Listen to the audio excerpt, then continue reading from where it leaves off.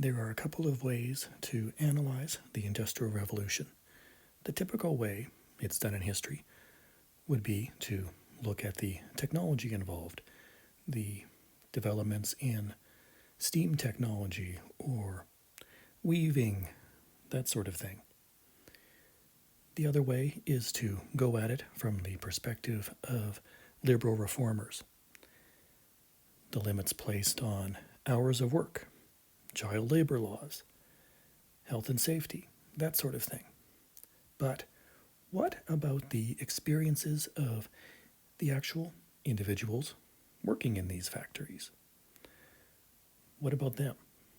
Well, the argument has always been that it's difficult to get at them because of literacy and, connected to that, the lack of sources written by them actually describing their experiences. Fortunately, this book manages to get in and actually deal with their biographic accounts of what they did, how they experienced things. It turns out there are a couple of hundred sources the author was able to find, some as short as a page, others were published in the author's lifetime, stretching roughly from the end of the 18th century through to the mid-19th.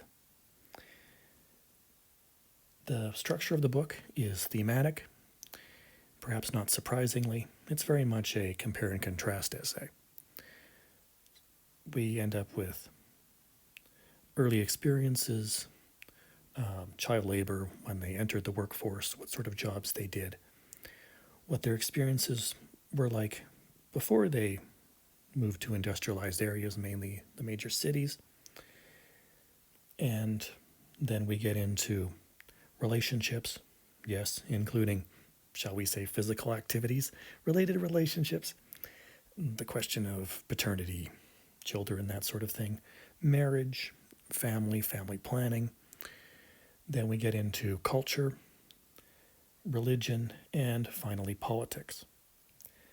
One good thing the book does is that we tend to look at the Industrial Revolution through the eyes of the reformers and compare it to how we would experience today. And really, that causes quite a bit of problems. As much as we might look askance at child labor, we have to realize that at the time, this was quite normal. And the idea of a 10, 12-hour workday was completely reasonable. After all, the harvest, you make hay while the sun is shining.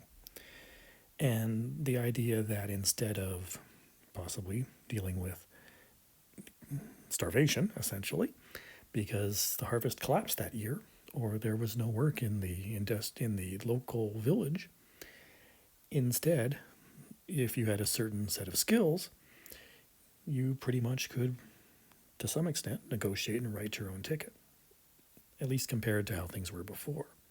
That it was actually an improvement, which is an interesting way to look at things, and is certainly unusual than every other time I've dealt with this history. I've been taught it several times in my education. So that was downright fascinating. We also get quite a bit on, like I said, religion. And a lot of that does involve the question of class and culture and society, and how you had these people who were definitely in the lowest rung, but they were able to describe their experiences, typically not necessarily in the Anglican Church, but in some of the other religious groupings that came out, and how their experiences were actually considered interesting and beneficial. How a lot of them taught Sunday school, for instance.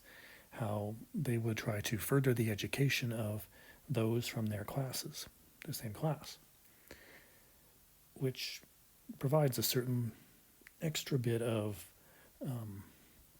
control over one's experiences, which we don't really, at least I don't, think that we'd get from this sort of thing. So that was fascinating.